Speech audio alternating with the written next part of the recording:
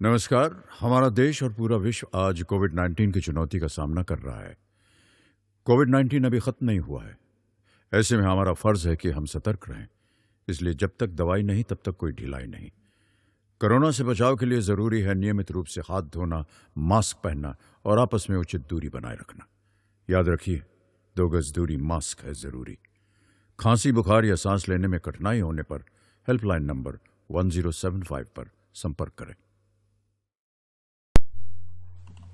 नमस्कार बच्चों, मैं हरीश वारिया, उच्च माध्यमिक शिक्षक, शासकीय उच्चतर माध्यमिक विद्यालय बिल्किसगंज, जिला सीहोर से आज हम अध्ययन करेंगे कक्षा 11वीं रसायन की एकक 12 कार्बनिक रसायन के कुछ आधारभूत सिद्धांत तथा तकनीकें, उसका भाग 4, जिसमें हम कार्बनिक यौगिकों में समवायता और क्रियाविधि कार्बनिक यौगिकों की क्रियाविधि के कुछ मूलभूत सिद्धांत का अध्ययन करेंगे।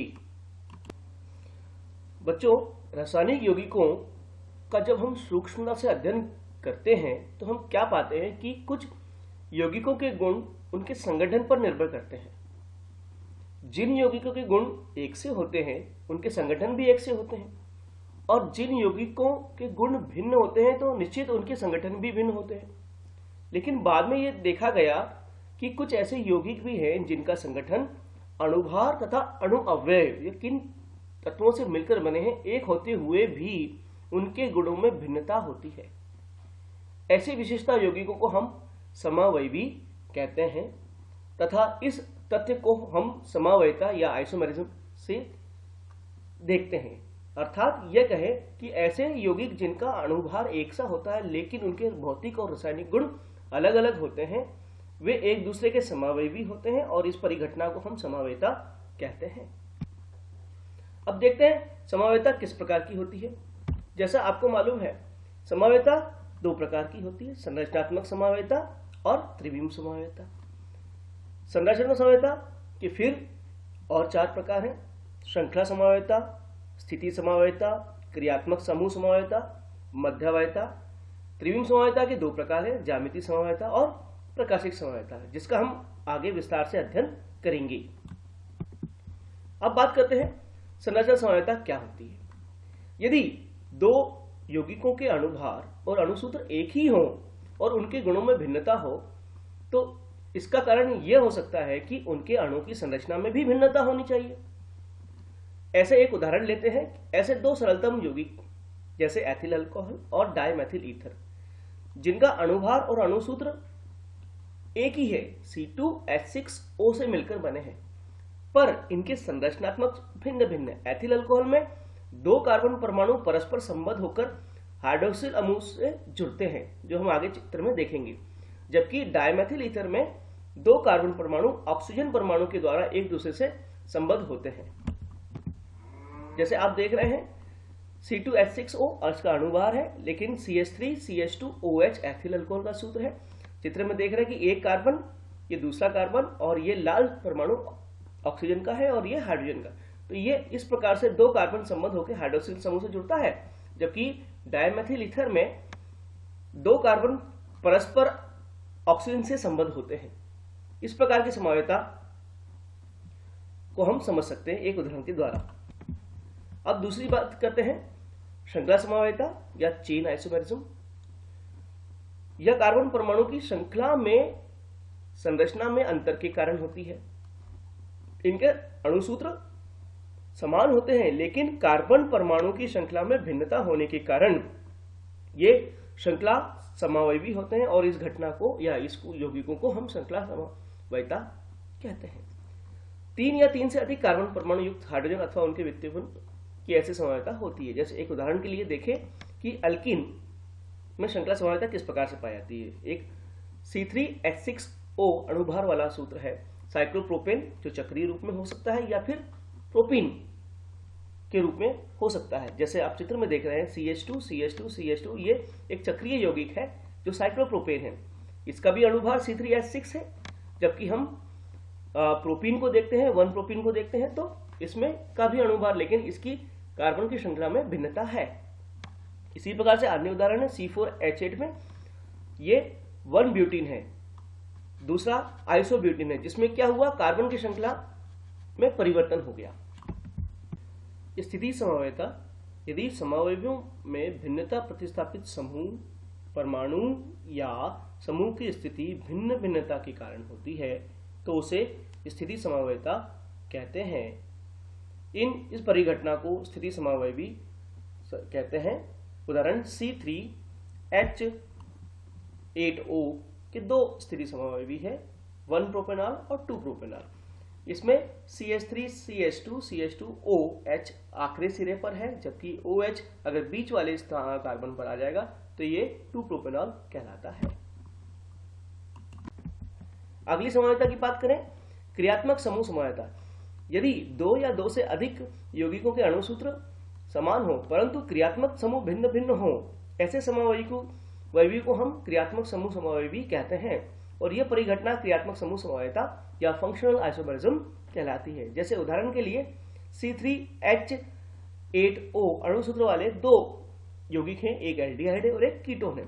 जैसे CH3CO CH3 ये प्रोपेनोन है, अर्थात इसे एसीटोन भी कहते हैं।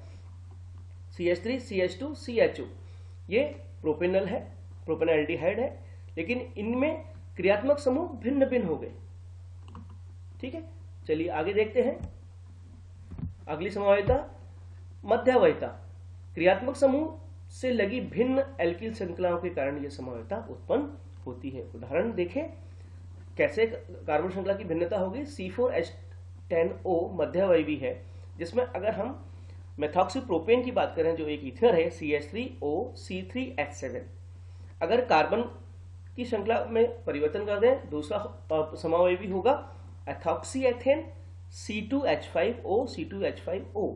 तो कार्बन श्रृंखलाओं की भिन्नता के कारण यह उत्पन्न होता है। त्रिविम समवायवी वे यौगिक हैं जिनमें संरचना एवं परमाणु के आबंधन का क्रम तो समान रहता है, परंतु उनके अणुओं, परमाणुओं अथवा समूहों की त्रिविम स्थितियां भिन्न रहती है, अर्थात उस अलग अलग व्यवस्थाओं में वो जमे होते हैं। यह विशेष प्रकार की समवायता त्रिविम समवायतम या स्टीरियो आइसोमेरिज्म कहलाती है। इसे ज्यामितीय एवं प्रकाशीय समवायता में वर्गीकृत किया गया है, जैसा आपने रेखा चित्र में देखा था।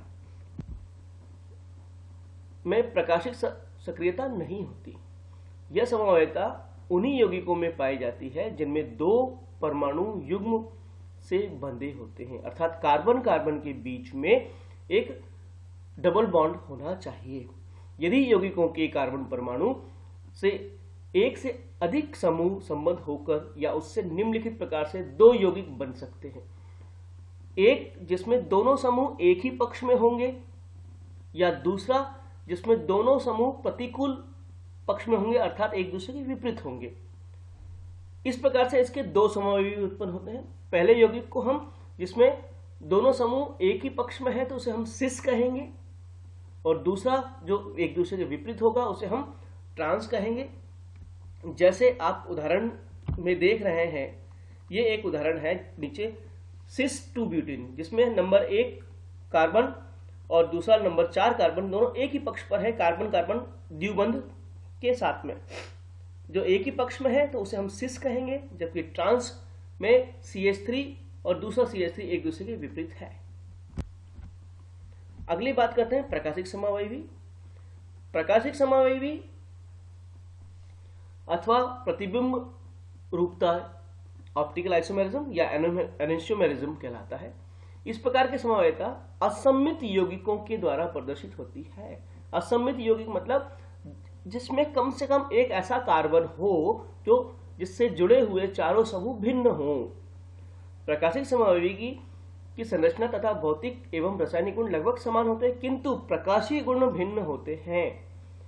जो समवायवी समतल ध्रुवित प्रकाश के तल को घड़ी की सुई की दिशा में घुमाता है उसे दक्षिण ध्रुवण घूर्णक या डेक्स्ट्रो रोटेटरी कहते हैं, जबकि जो समवायवी समतल ध्रुवित प्रकाश के तल को घड़ी की विपरीत दिशा में घुमाता है उसे हम वाम ध्रुवण घूर्णक या लेवर रोटेटरी कहते हैं।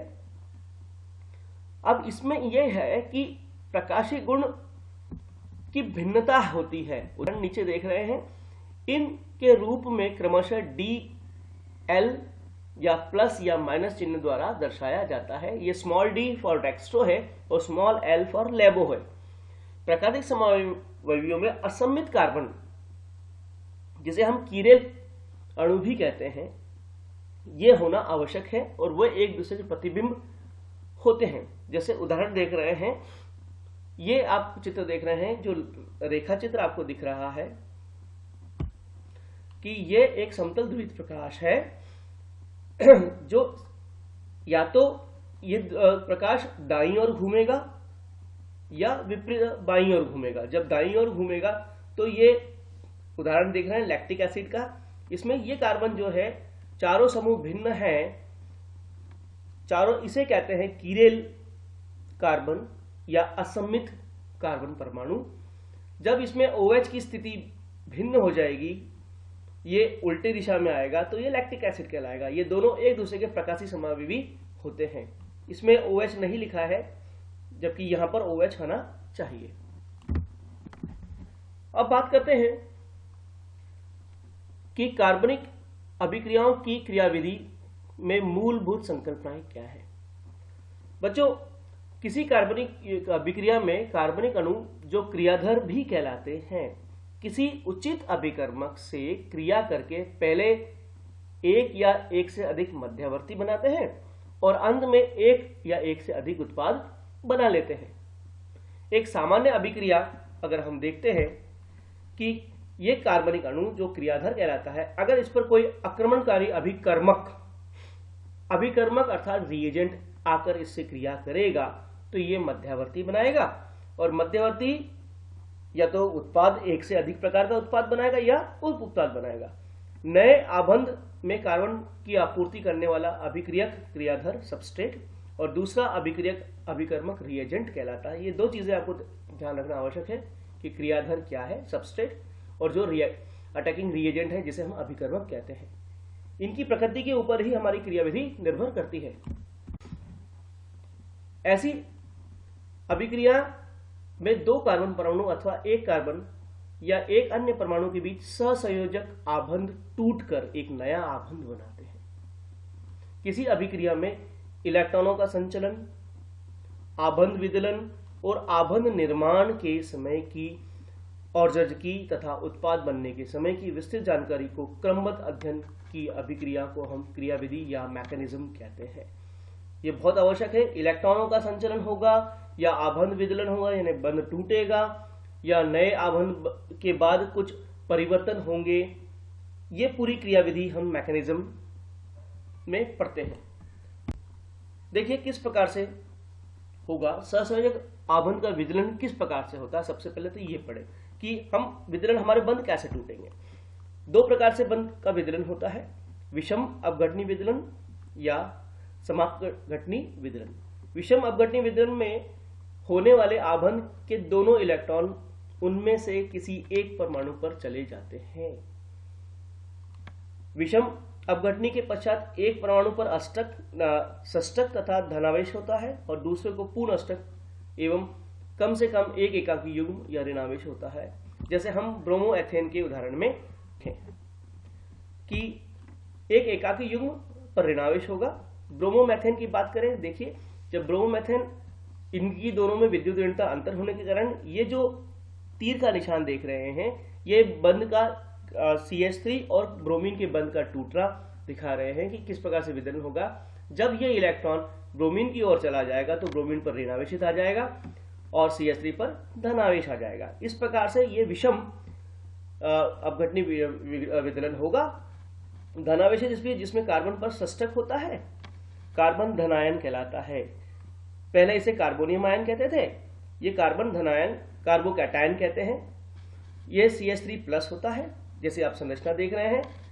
ये CH3 जिसमें एक कार्बन पर एक इलेक्ट्रॉन की कमी हो गई, षष्टक हो गया, इसलिए हम इसे कार्बोकैटायन कहते हैं। धनावेशित कार्बन से बंधित कार्बन परमाणुओं की संख्या के आधार पर इन्हें प्राथमिक, द्वितीयक और तृतीय में भी वर्गीकृत किया जा सकता है।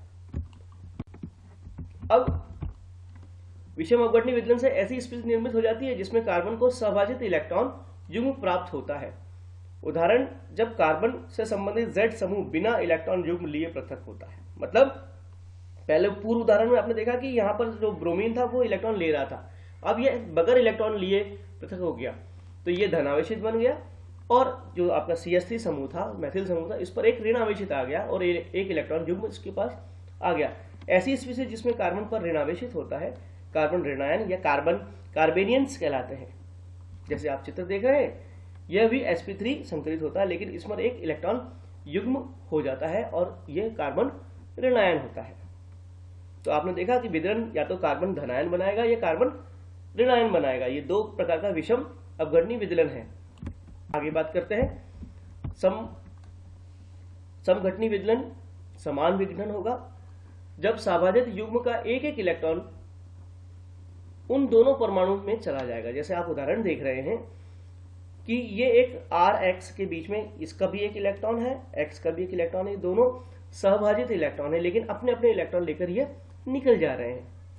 तो एक इलेक्ट्रॉन पर अर्धशीर्ष फिश हुक बनाया है, ये आधा द्वारा दर्शाते हैं। इस विदलन के फलस्वरूप उदासीन स्पीशीज बनती हैं।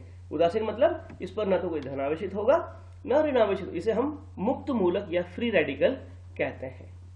देखिए, ये अपना इलेक्ट्रॉन R ने एल्किल समूह ने अपना एक इलेक्ट्रॉन खुद ने ले लिया, ये फ्री रेडिकल बन गया। इसी प्रकार से X जो हम हैलोजन के लिए प्रकट करते हैं, अपना एक इलेक्ट्रॉन लेकर निकल गया, ये भी एक फ्री रेडिकल बन गया।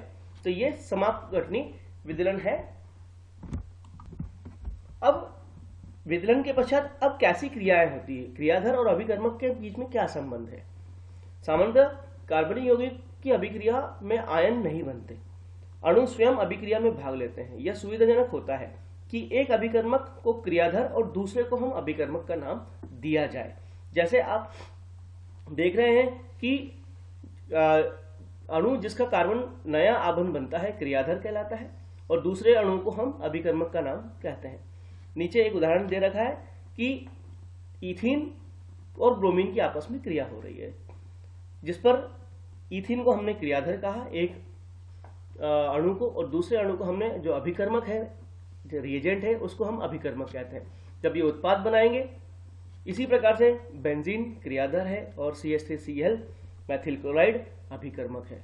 तो हमें किसी एक अभिकर्मक को क्रियाधर सबस्ट्रेट कहलाता है और दूसरा अभिकर्मक या रिएजेंट कहलाता है। अब इन अभिकर्मक में दो प्रकार के अभिकर्मक हो सकते हैं, एक नाभिक रागी और इलेक्ट्रॉन रागी, जिसे न्यूक्लियोफिलिक कहते हैं, इसे इलेक्ट्रोफिलिक कहते हैं। इलेक्ट्रॉन युग्म प्रदान करने वाला अभिकर्मक नाभिक स्नेही या नाभिक रागी कहलाएगा, अर्थात नाभिक खोजने वाला, न्यूक्लियोफिलिक, न्यूक्लियस की चाहत रखने वाला, तथा अभिक्रिया नाभिक रागी अभिक्रिया कहलाती है, इसे न्यूक्लियोफिलिक रिएक्शंस कहते हैं। इलेक्ट्रॉन युग्म लेने वाले अभिकर्मक को इलेक्ट्रॉन स्नेही अर्थात इलेक्ट्रॉन चाहने वाला या इलेक्ट्रॉन रागी कहलाता है, इलेक्ट्रोफाइल्स कहलाते हैं। इन्हें ई से प्रकट करते हैं, जबकि नाभिक रागी को हम न्यू से प्रकट करते हैं, क्योंकि इनके पास खुद के पास न्यूक्लियस की कमी होती है और ये खुद इलेक्ट्रॉन धनी होते हैं। इनके पास या तो नेगेटिव चार्ज होगा या इलेक्ट्रॉन युग्म होगा। ध्रुवीय कार्बनिक अभिक्रियाओं में क्रियाधर के इलेक्ट्रॉन रागी केंद्र पर नाभिक रागी अभिक्रमण करता है। इस प्रकार की क्रिया धारकों को हम इलेक्ट्रॉन धनी, इलेक्ट्रॉन रागी केंद्र पर इलेक्ट्रॉन रागी आक्रमण भी कहते हैं। OH साइनाइड आयन और कार्बन ऋण आयन इलेक्ट्रॉन रागी के कुछ उदाहरण हैं। तो हम ये देखते हैं कि H2O, NH3 और एकांकी इलेक्ट्रॉन युग्म की उपस्थिति के कारण नाभिक रागी की भांति कार्य करते हैं। क्यों? क्योंकि इनमें खुद इलेक्ट्रॉन अधिक है। और इलेक्ट्रॉन रागी के उदाहरण जैसे कार्बन धनायन, कार्बोनिल समूह अथवा एल्किल हैलाइड, ये इलेक्ट्रॉन रागी कुछ उदासीन परमाणु भी होते हैं। अब इनके देखें कि किस प्रकार से ये अभिक्रिया में भाग लेते हैं। जब हमने अभिकर्मक पढ़ लिए, विदलन पढ़ लिया, तो विस्थापन किस प्रकार से होगा। कार्बनिक अणु में इलेक्ट्रॉन का विस्थापन या तो परमाणु से प्रभावित तलस्थ अवस्था अथवा प्रतिस्थापी समूह अथवा उपयुक्त आक्रमणकारी अभिकर्मक की उपस्थिति में हो सकता है। देखिए संभव क्या है, संभावना कि जो परमाणु हमारा यौगिक टूटेगा वो किस पर निर्भर करेगा कि प्रतिस्थापित समूह हमें किस प्रकार से टूट रहा है और आक्रमणकारी अभिकर्मक किस प्रकार से है। किसी अणु में किसी परमाणु अथवा प्रतिस्थापित समूह के प्रभाव से इलेक्ट्रॉन का स्थानांतरण आबंध में स्थायी ध्रुवणता उत्पन्न करता है। प्रेरणिक प्रभाव अथवा अनुनाद प्रभाव इस प्रकार के इलेक्ट्रॉन स्थानांतरण के उदाहरण हैं, जिसे हम आगे विस्तार से पढ़ेंगे। अभिकर्मक की उपस्थिति में किसी अणु में उत्पन्न अस्थायी इलेक्ट्रॉन प्रभाव को हम ध्रुवणता प्रभाव भी कहते हैं। इस प्रकार के इलेक्ट्रॉन स्थानांतरण को हम इलेक्ट्रोमेरिक प्रभाव भी कहते हैं, जिसे हम निम्नलिखित खंडों में अध्ययन करेंगे। प्रेरणिक प्रभाव की बात करें, भिन्न विद्युत ऋणात्मकता के दो परमाणु के मध्य निर्मित सहसंयोजक बंध में इलेक्ट्रॉन असमान रूप से सहभाजित होते हैं। इलेक्ट्रॉन घनत्व उच्च विद्युत ऋणता के परमाणु की ओर अधिक होता है। इस कारण सहसंयोजक आबंध ध्रुवीय हो जाते हैं।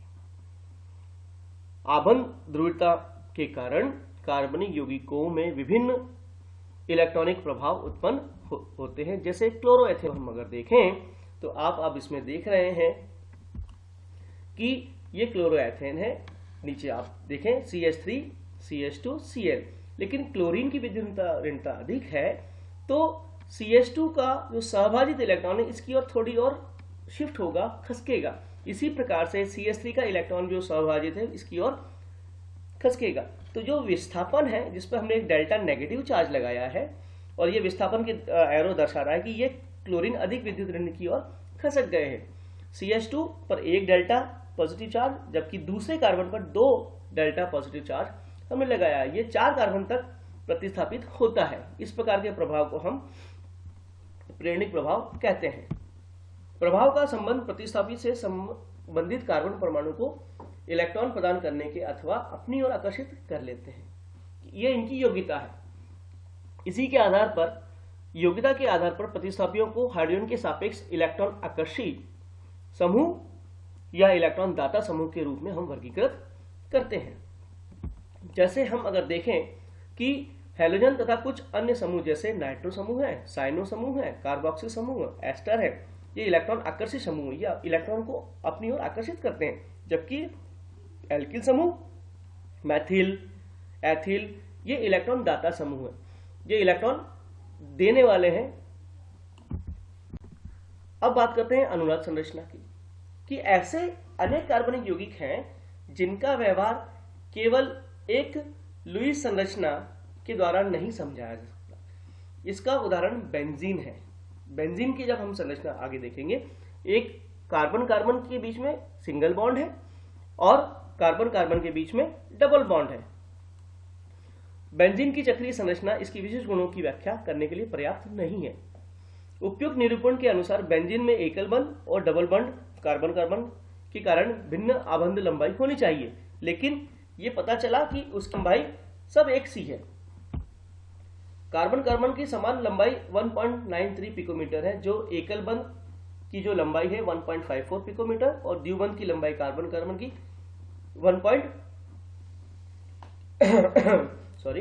मध्यवर्ती समान होती है। अतः बेंजीन की संरचना उपयुक्त संरचना द्वारा प्रदर्शित नहीं कर सकते।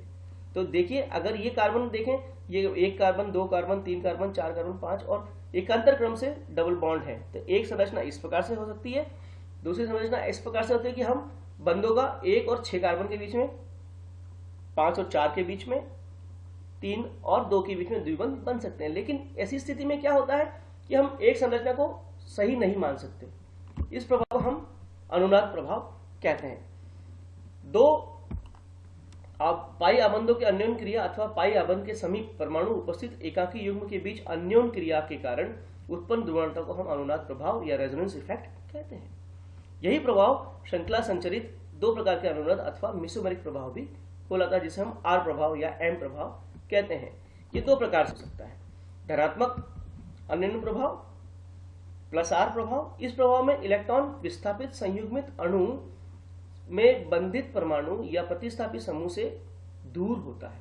इस इलेक्ट्रॉन विस्थापन के कारण अणु में कुछ स्थितियां उच्च इलेक्ट्रॉन घनत्व की ओर जाती हैं।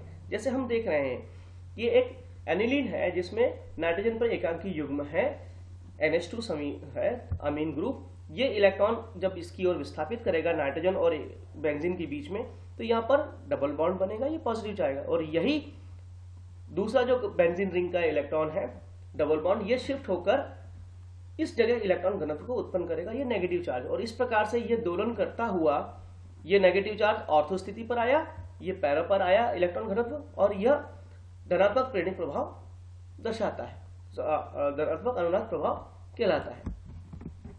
ऋणात्मक अनुनाद प्रभाव की बात करें, यह प्रभाव तब प्रदर्शित होता है जब इलेक्ट्रॉन का विस्थापन संयुग्मित अणु में बंधित परमाणु अथवा प्रतिसंयोजक समूह की ओर होता है। कैसे होता है देखिए, अब उल्टा नाइट्रो समूह है, यहाँ पर इलेक्ट्रॉन अधिक जो नाइट्रो ग्रुप है NO2 है, एक ऑक्सीजन डबल बॉन्ड है और एक नाइट्रोजन से उपसंयोजक बंध द्वारा बंधा हुआ है। जब नाइट्रोजन से बेंजीन रिंग का इलेक्ट्रॉन का विस्थापन इसकी ओर होगा, तो जब ये इलेक्ट्रॉन यहाँ से दोलन करेगा तो इस दूसरी संरचना में हम देख रहे हैं नाइट्रोजन के पास डबल बॉन्ड आ जाएगा, और ये डबल बॉन्ड वाला इलेक्ट्रॉन जो नाइट्रोजन और ऑक्सीजन के बीच में था, ये दोलन करके इस ऑक्सीजन को नेगेटिव चार्ज बनाता है।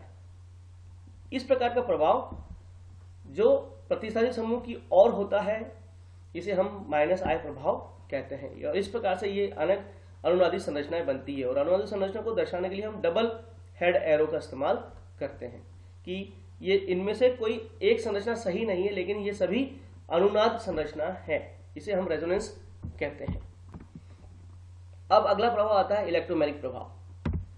जब एक अस्थायी प्रभाव है, केवल आक्रमण अभिकर्मक की उपस्थिति से यह प्रभाव बहुआबंध, मतलब जिसमें डबल बॉन्ड हो या ट्रिपल बॉन्ड होंगे, वाले कार्बनिक युग्म में प्रदर्शित होता है। इस प्रभाव में आक्रमण करने वाले अभिकर्मक की मांग के कारण बहुआबंध से बंधित परमाणु में सहभाजित जो पाई इलेक्ट्रॉन युग्म का पूर्ण विस्थापन हो जाता है। इस अभिक्रिया की परिधि से आक्रमणकारी को हटाते ही प्रभाव शून्य हो जाता है। यह एक अस्थायी प्रभाव है, इसीलिए इसे ई से दर्शाते हैं, जबकि इलेक्ट्रॉन के संचलन को वक्र तीर दशा दर्शाते हैं। देखिए किस प्रकार से होता है ये।